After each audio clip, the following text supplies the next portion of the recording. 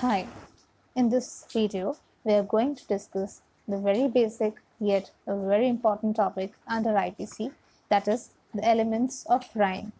Before understanding the elements of crime, we need to understand what is this concept of crime is all about. And then we will also see how the word offense is different from crime. As far as the concept is concerned, this concept varies with the society, with its ideals, with its faith, its religious attitudes, and so on.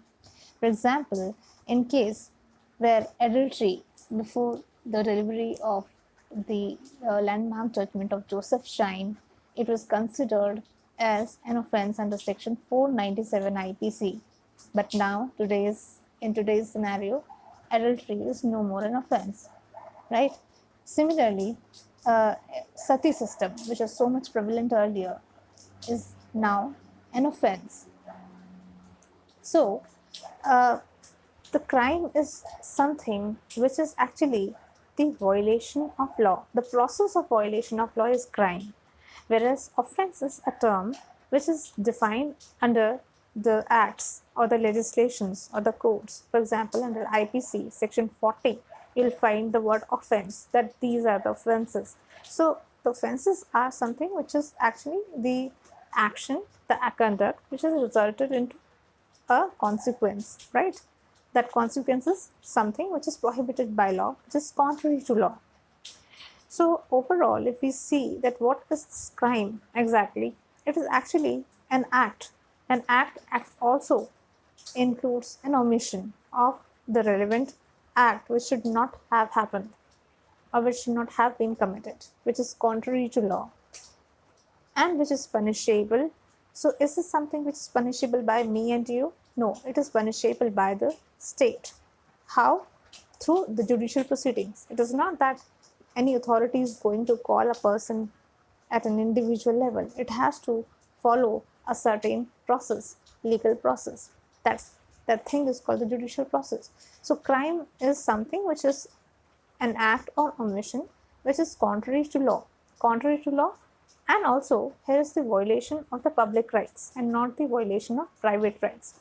For example, if you enter into a contract, आप contract में enter करते हैं दो लोग, तो वहाँ पे जो लोग कॉन्ट्रैक्ट के टर्म्स को एग्री करते हैं सिर्फ वही लोग हैं जो आगे जाके अगर कॉन्ट्रैक्ट ब्रीच होता है तो एक दूसरे को स्यू कर सकते हैं, एक दूसरे के खिलाफ मुकदमा दायर कर सकते हैं. लेकिन क्राइम के केस में क्या होता है, आपने देखा कहीं क्राइम हुआ है, किसी ने किसी का मर्डर किया है, आप चाहे उसकी पार्टी हैं उसमें या नहीं है, आप एज अ विटनेस आप इसकी चीज़ की कंप्लेन कर सकते हैं, FIR करवा सकते हैं, राइट, इन्फॉर्मेंट बन सकते हैं, सो मेनी थिंग्स.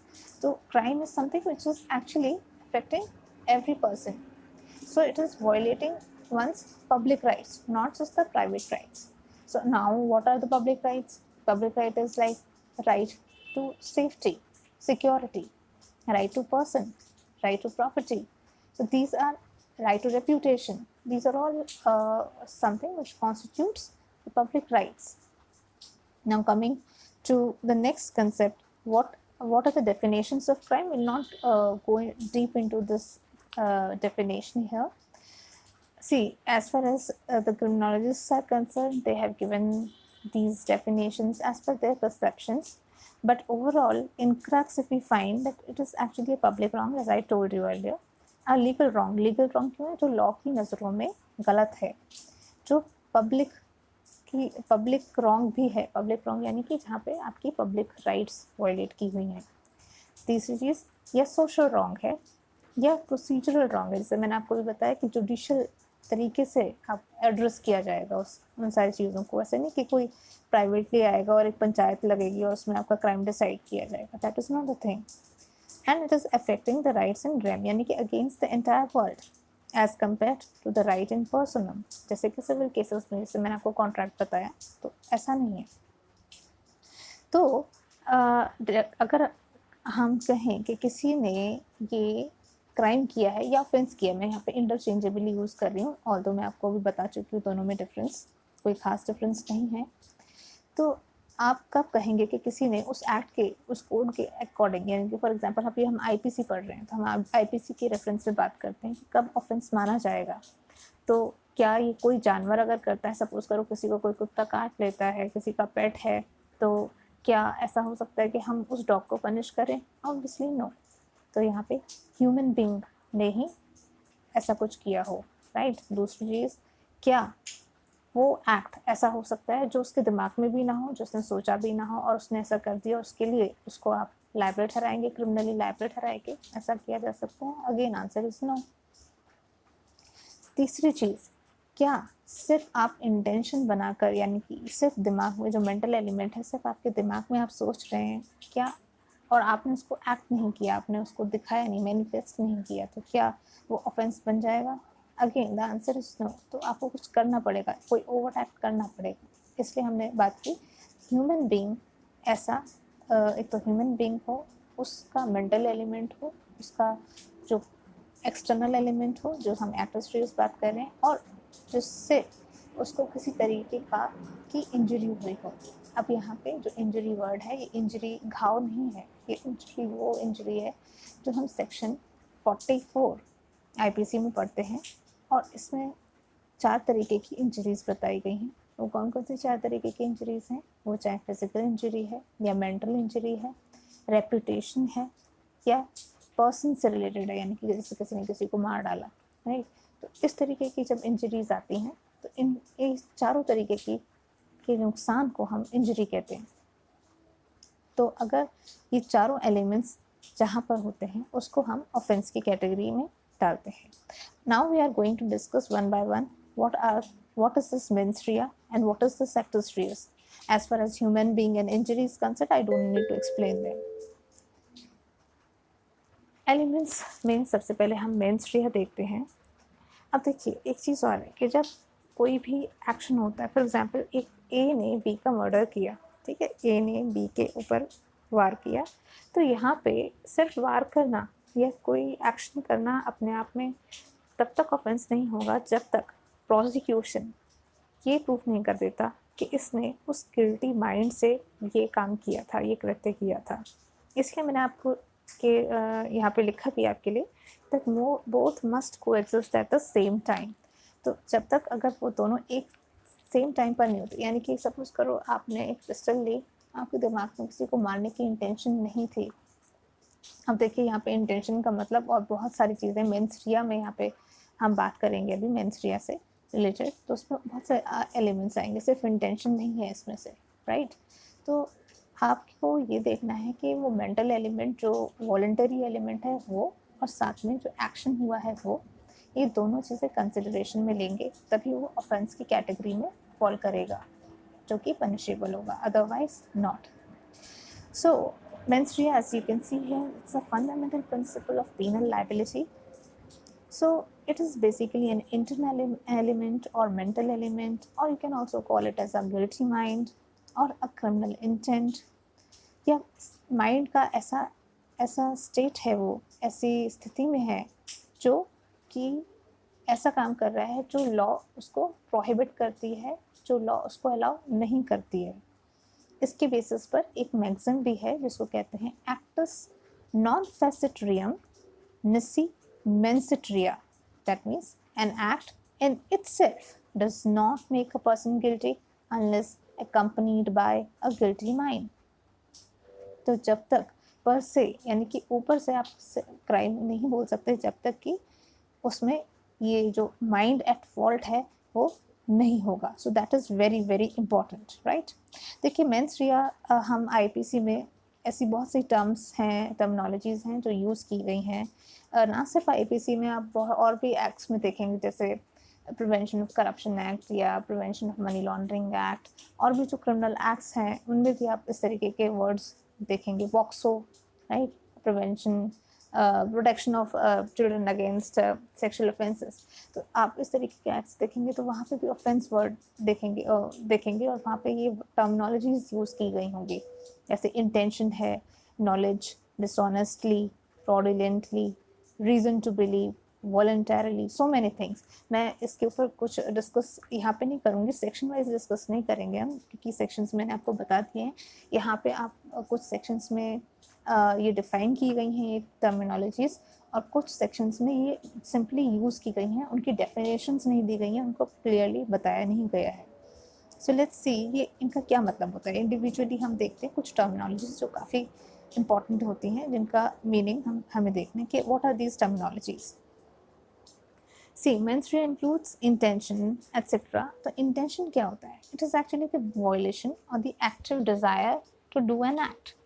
जब तक आप अपने दिमाग में कोई इंटेंशन रखते हैं और उसको जब तक दिखाते नहीं हैं, राइट, तब तक वो मैनिफेस्ट जब तक नहीं होती है, तब तक हम उसको उस कैटेगरी में नहीं डाल सकते कि इसे इंटेंशन बोलेंगे। फॉर एग्जांपल, आप किसी के दोस्त के, आपका दोस्त है, राइट, आपका कल एग्ज़ाम है, आप अपने दोस्त के यहाँ जाते हैं और आपका सपोज करो बायोलॉजी का एग्ज़ाम है, ठीक है। आप क्या करते हैं, आप उसकी बायोलॉजी की जो प्रैक्टिकल फाइल है आप उसको उठाते हैं, बैग में रखते हैं और चलते बनते हैं। और आप यहाँ पे आपने ऐसा इसलिए किया है, ऐसा सोच कर किया है क्योंकि कल एग्ज़ाम है, प्रैक्टिकल एग्ज़ाम है बायोलॉजी का। जब फाइल नहीं होगी उसके पास तो मार्क्स कटेंगे उसके, और मैं अपना काम अच्छे तरीके से कर पाऊँगा, पूरा कर लूँगा, या उस फाइल को प्रोड्यूस कर दूँगा अपना नाम डालकर उस पर, right. So here your intention is wrong. Your intention, you have a guilty mind and that's why you did this. अगर आपने ये ऐसा किया होता कि या तो आपने गलती से अपने बैग में डाली होती, या फिर आपने ये समझ के डाली होती कि कोई नहीं यार, दोस्त ही तो है, कोई बात नहीं, ऐसा कुछ नहीं है, इससे क्या बुरा लगेगा, राइट। सपोज करो आप ऐसा मानते।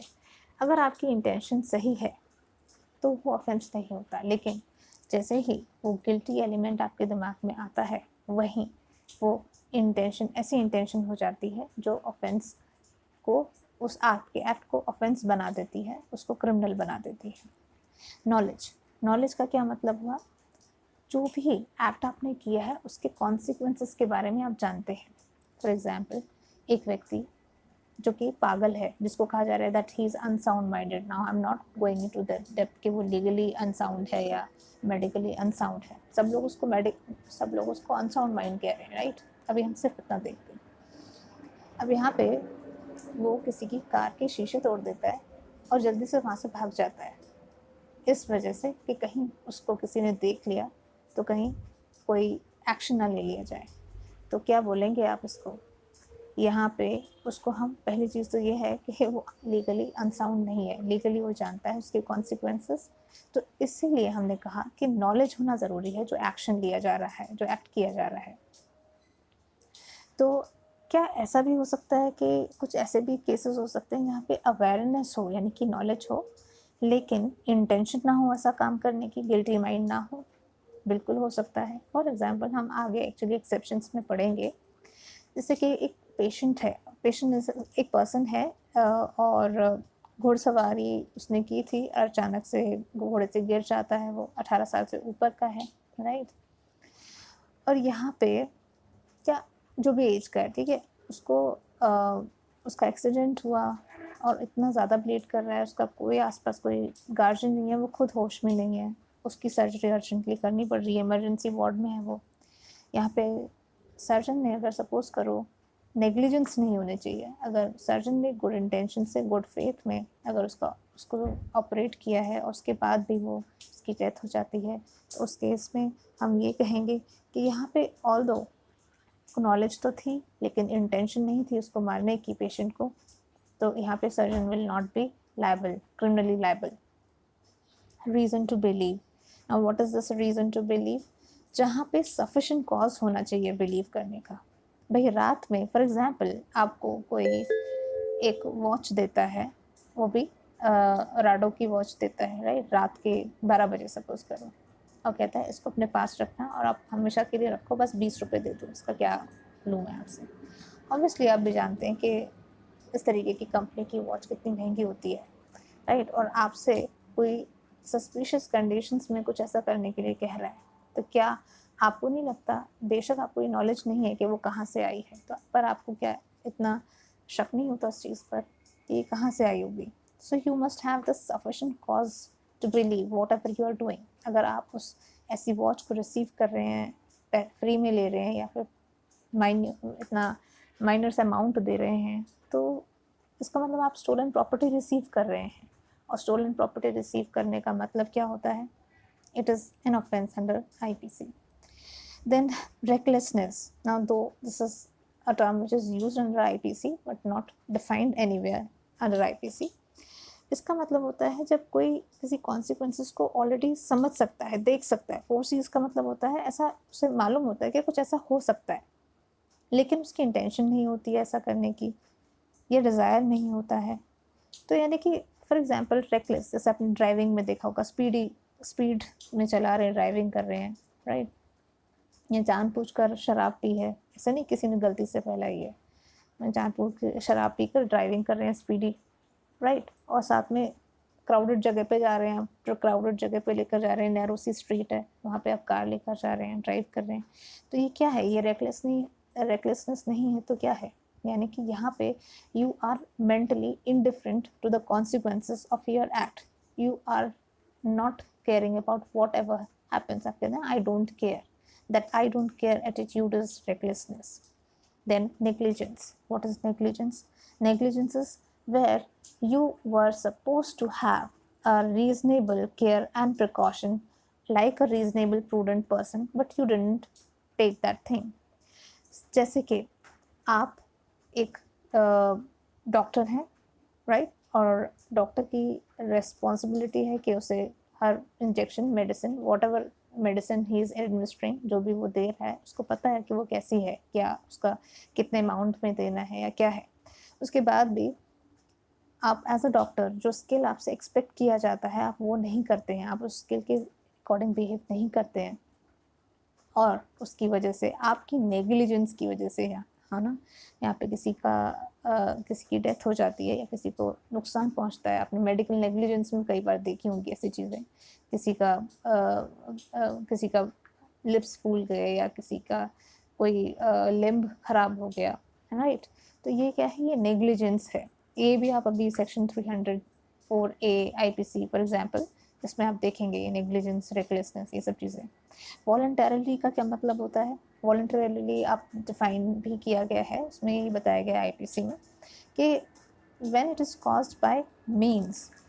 ऐसे मीन्स का क्या मतलब होता है? ऐसे तरीक़ों से जब ऐसा किया जाता है तो उन केसेस में होता क्या है कि आपकी इंटेंशन है या तो उसे करने की, इंटेंडेड टू कॉज इट, या फिर जब भी bye means which at the time of employing those means, यानी कि जब आपने वो मीन्स एम्प्लॉय किए थे उस टाइम पे या तो आप जानते थे या रीज़न टू बिलीव, यानी कि सफिशिएंट कॉज था आपके दिमाग में कि आप ऐसा करेंगे तो क्या कॉन्सिक्वेंस होगा, राइट।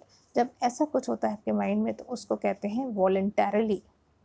डिसऑनेस्टली का मतलब होता है जब आपकी कोई काम करने की, कोई एक्शन लेने की इंटेंशन है, क्या इंटेंशन है कि रॉन्गफुली किसी का नुकसान किया जा सके या फिर रॉन्गफुली किसी का फ़ायदा करवाया जा सके। जैसे कि थेफ्ट का केस हो गया, बहुत सिंपल सा एग्जांपल हम अभी दे रहे हैं यहाँ पे। थेफ्ट क्यों बोला मैंने? जैसे कि डिसऑनेस्टली, आप वर्ड वहाँ पे देखेंगे, whosoever dishonestly takes away anything movable property out of the possession of another person। तो यहाँ पे जो वर्ड यूज़ किया गया है वो क्या किया गया है? रॉन्गफुल, जो डिसऑनेस्टली यूज़ किया गया। तो डिसऑनेस्टली मतलब आप जब किसी की चोरी कर रहे हैं, आप किसी की चोरी करके आप उसको अपने पास रख रहे हैं, खुद का फ़ायदा कर रहे हैं या दूसरे व्यक्ति का नुकसान कर रहे हैं, in both the cases you are actually what you are doing is dishonestly you are doing that thing. Fraudulently means with the intent to defraud but not otherwise, right? So this is all about the mens rea. Now coming to the difference between motive and intention, these two things are far more different yet they're interchangeably used. C motive क्या है? Motive बड़ा, मैं आपको एक example देती हूँ। For example, a person is hungry, he is not having any means, any money to pay to buy food, तो वो क्या करता है? He steals the food.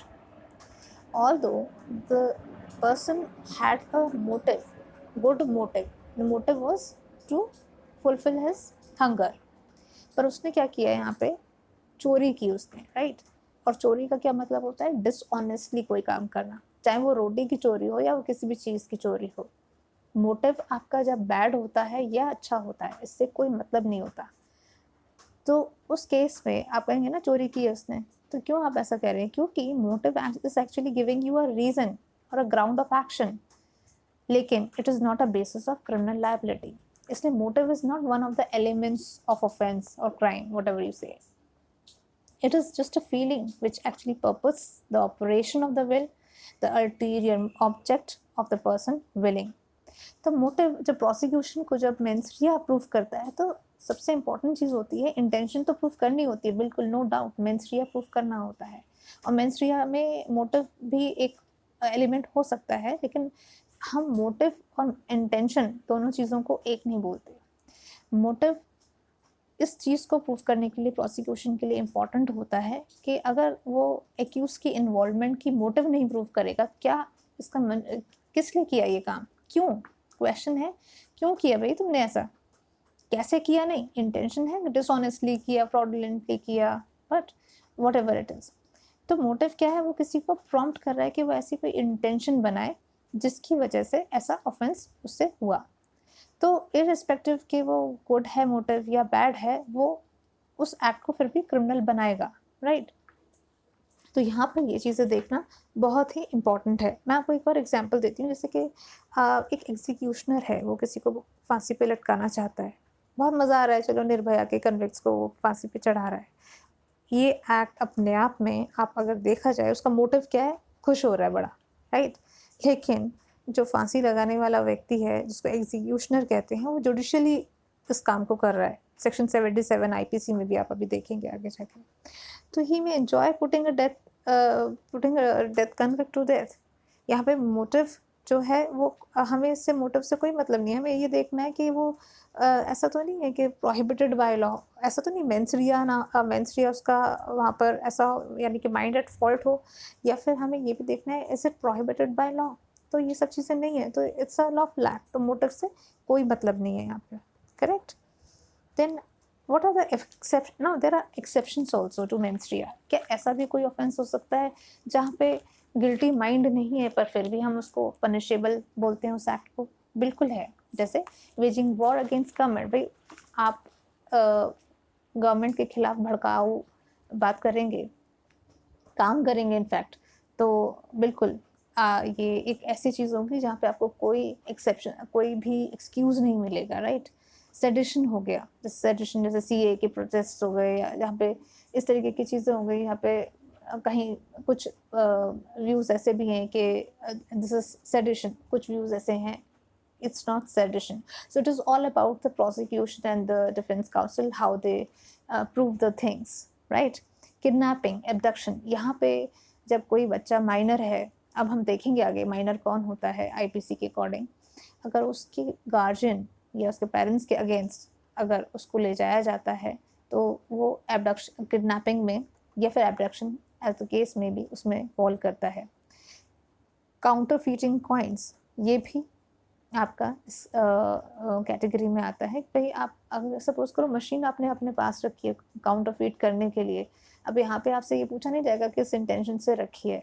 Obviously आपने आटा चक्की नहीं रखी है, यहाँ पे आटा नहीं बना रहे हैं आप उससे। What you are doing is you are counterfeiting, you are have this thing in your mind, this will be presumed, this does not have to be proved। इसी तरीके से कुछ ऐसे भी ऑफेंसेस हैं जहाँ पे स्ट्रिक्ट लाइबिलिटी या एब्सोल्यूट लाइबिलिटी जैसे कंसेप्ट्स भी अप्लाई होते हैं। जैसे कि आपने कोई नरकोटिक ड्रग्स, जैसे आपने अभी सुशांत सिंह राजपूत के केस में देखा होगा, शोवित ने जो है अपने घर में ड्रग्स रखे हैं लोगों ने, तो अब क्या ये सब चीज़ें क्या हैं यहाँ पे, अब मेंस ये यहाँ पे जस्ट रखना ही ऑफेंस है, ये स्पेशल एक्ट है, वहाँ पे रखना ही ऑफेंस है, वहाँ पे प्रूव करने की ज़रूरत नहीं है कि आपका मेंटल इंटेंशन क्या थी। देन इग्नोरेंशिया जुरिस नॉन एक्सक्यूजेड, ऐसे भी केसेस होते हैं। देखिए अब देखिए this is very very important here कि ignorance of law is no excuse. आप ये नहीं कह सकते कि मुझे तो पता ही नहीं था, अच्छा ड्रग्स रखना कोई ऑफेंस होता है इस कंट्री में, आई वॉज नॉट अवेयर। आप उस कंट्री के सिटीज़न हैं, आपको बिल्कुल पता होना चाहिए उस कंट्री की लॉ क्या है, चाहे वो आज ही आई हो, अभी आई हो। You must be aware of the laws of that country in which you are residing, right? So ignorance of law is not an excuse। अच्छा आपके यहाँ पे थप्पड़ मारना, मर्डर करना ऑफेंस है, हमारी कंट्री में तो नहीं है। You can't say like that, right? You are actually living in that country। So Next is actus reus. Now this is the second element of the offense, actus reus. इसके बिना भी again जैसे मैंने आपको पहले बताया कि जस्ट मेंस रिया सिर्फ मेंटल एलिमेंट को दिमाग में रखने से कोई फ़ायदा नहीं है, उसको मैनिफेस्ट करना होता है. It has to be manifested in the form of a conduct, right, that action, that is what you call it as actus reus. या हम कह सकते हैं physical element, external act, guilty act, actual physical act, all these things constitutes actus reus. जैसे कि मैंने आपको पहले ही बताया था कि एक्ट पे सिर्फ एक्ट नहीं है, ओमिशन. ओमिशन मतलब जहाँ पे आपकी कोई लीगल ड्यूटी बनती है, राइट. आप कहीं के गार्ड हैं, कहीं आपको गार्ड एज अ गार्ड रखा गया है, राइट. आपके सामने गार्ड क्या, मैं आपको पुलिस का एग्जाम्पल देती हूँ. You are a police officer, you have this responsibility of preventing offences. आप देख रहे हो आपके सामने कुछ ऐसा हो रहा है और आप कुछ नहीं कर रहे हो, that is also amounts to that omission, also amounts to an offense by a police officer because he had this legal obligation, right. और एक्ट में सीरीज ऑफ एक्ट्स या ओमिशंस भी आते हैं. इसी से रिलेटेड एक बहुत ही इंपॉर्टेंट मैक्सिम है यहाँ पर, actus me invito factus non est mens actus, that is an act done by me against my will is not my act at all. देखिए कई बार ऐसा होता है जैसे किसी ने किसी को इंटॉक्सिकेट कर दिया, राइट. किसी को ज़बरदस्ती शराब पिला दी या ज़बरदस्ती उसको नशा करा दिया और कहा जाओ उसको वार करो दूसरे व्यक्ति के ऊपर. तो यहाँ पे क्या वो वॉलंटरी एक्ट होगा? या किसी ने किसी को थ्रेटन किया. जैसे मैं आपको एक एग्जांपल देती हूँ कि एक चाबी बनाने वाला व्यक्ति है, ताला चाबी जो भी है, ब्लैक स्मिथ जिसे कहते हैं आप एग्जाम्पल्स भी पढ़ेंगे भी आगे जाके आईपीसी में. अब यहाँ पे उसको कुछ डकैत होते हैं, रॉबर्स होते हैं, राइट. वो क्या करते हैं, उसको वो पकड़ कर कहते हैं कि चलो इस घर की चाबी बनाओ, जल्दी से खोलो इस गेट को, यहाँ पे हमें यहाँ पे चोरी करनी है, डकैती करनी है, वॉटेवर. तो यहाँ पे उसके वो बिल्कुल इंस्टेंट उसको थ्रेट है किस चीज़ का, डेथ का या इंजरी का, राइट. यहाँ पे इंस्टेंट डेथ है उसके. भाई उसकी कनपटी पे पिस्टल रखी उन लोगों ने और कहा कि चल खोल यहाँ का दरवाज़ा, तो उसको करना पड़ेगा ऐसा, राइट. जब इस तरीके की थ्रेट है तो ये वॉलंटरी एक्शन नहीं है उसका, ये वो दबाव में आके कर रहा है. आपने कॉन्ट्रैक्ट में पढ़ा होगा, जैसे फ्रॉड है, मिस्टेक है ना, कोअर्जन है, अनड्यू इन्फ्लुएंस है, देखा होगा आपने कि these things do not constitute the consent of the person. इसी तरीके से आईपीसी में भी हम देखते हैं कि जब वो वॉलंटरली नहीं किया गया है तो हम उसको क्या कहेंगे, हम उसको यही कहेंगे कि it is not a voluntary act. अब ये दो तरीके से हो सकता है. किस तरीके से? सर्कमस्टांसेस के बेसिस पे या कॉन्सिक्वेंसेस के बेसिस पे. तो पहला तो ये है कि वो वॉलंटरी एक्ट होना चाहिए. सर्कमस्टांसेस जैसे कि किसी ने जो an act of taking away a thing dishonestly out of another person's possession is theft. ये तो एक एक्ट जो हो गया डिसऑनेस्टली, किसी से आप चीज़ को उठा कर ले गए, उससे अलग कर दिया, उसका जो राइटफुल पोजेसर था उससे अलग कर दिया आपने, वो थेफ्ट हो गया. कॉन्सिक्वेंस मीन्स वो अपने आप में ही एक जो एक्शन है वो अपने आप में ही एक ऑफेंस है. जैसे किसी को मार डाला, वही मेंस रिया होना चाहिए वहाँ पर, राइट. मार डाला तो वो जो death itself, that is an offence if it is accompanied by the element of mens rea. So this mere idea, that is without being manifested into a physical act, is no offense, right. So ultimately what you can say here is that actus reus plus mens rea दोनों चीज़ें होंगी तो बिल्कुल offense constitute होगा. तो सवाल ये है, तो सिर्फ एक्टस रियस हो और मेंस रिया ना हो तो क्या ऐसा हो सकता है? ऑफेंस यस हो सकता है, एक्सेप्शनल कंडीशंस में ही हो सकता है, लेकिन जनरली नहीं होता. जैसे कि हमने अभी एक्सेप्शंस पढ़ी थी. देन मेंस रिया हो लेकिन एक्टस रियस ना हो, क्या ऐसा हो सकता है? ऐसा भी generally it is no offence, लेकिन अगेन कुछ एक्सेप्शनल केसेस हो सकते हैं, जैसे क्रिमिनल कॉन्स्पिरेसी हो गया, जहाँ पे जस्ट मेंटल एलिमेंट बनाना, मेंटल गिल्टी माइंड जो आपका है, या आपने अटेम्प्ट किया, राइट, वो बेशक पूरा नहीं हुआ, आपने किसी को अबेट किया, आपने कहा भाई जाओ उसको जाकर मार दो. या करप्शन के केसेस में आपने कई बार देखा होगा कि भाई मैं आपको इतने पैसे ऑफर करता हूँ कि आप ये काम कर देंगे, और वो नहीं करता, रिफ्यूज़ कर देता है. एक्ट तो पूरा नहीं हुआ, लेकिन ये जो इनकोएट ऑफेंसेस, इन्हें इनकोएट ऑफेंसेस भी कहते हैं। किसको? जैसे क्रिमिनल, जैसे कॉन्स्पिरेसी हो गया, अटेम्प्ट हो गया, अबेटमेंट हो गया, दे आर ऑल्सो कॉल्ड को इनकोएट ऑफेंसेस। तो इस तरीके के जो ऑफेंसेस होते हैं, ये तब भी हम उन एक्शंस को ऑफेंस मानेंगे जब मेंस रिया तो है पर एक्शंस पूरे नहीं हुए हैं। So the conclusion is that there can be offenses which may be possible even without mens rea, but vice versa is not true, right? So thank you so much for this listening to this lecture. I hope you understood the lecture. Thank you very much.